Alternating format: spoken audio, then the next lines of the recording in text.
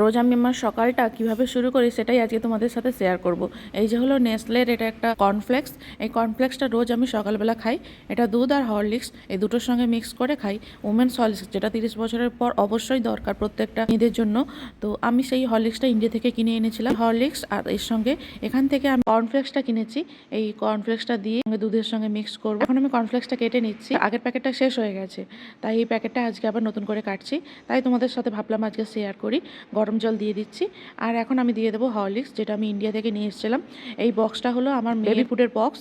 সেই বেবি ফুডের বক্সের মধ্যে আমি হরলিক্সটা ঢেলে রেখেছি।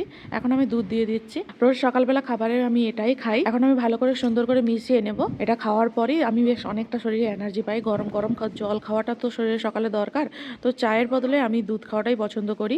দুধ আর কর্নফ্লেক্স। চা আমি সকালবেলা খাই না, চা খাওয়ার আমার অভ্যেসও নেই। কর্নফ্লেক্সটা পুরোটাই আমি একটা বক্সের মধ্যে ঢেলে রেখে দিলাম। এখন আমি ছাদে এসেছি। ছাদে আমার যে ফুল গাছগুলো রয়েছে সেটাই আজকে তোমাদের দেখাবো। আমার ছাদে একটা খুব সুন্দর জবা ফুল ফুটেছে। এই জবা গাছটা তাইওয়ানে একটা ফ্লাওয়ার্স মার্কেট থেকে কিনেছিলাম। জবা গাছে পুরো কুঁড়িতে ভর্তি, কি সুন্দর ফুল ফুটেছে। তো আজকের মতো টাটা, দেখা হবে নেক্সট ভিডিওতে।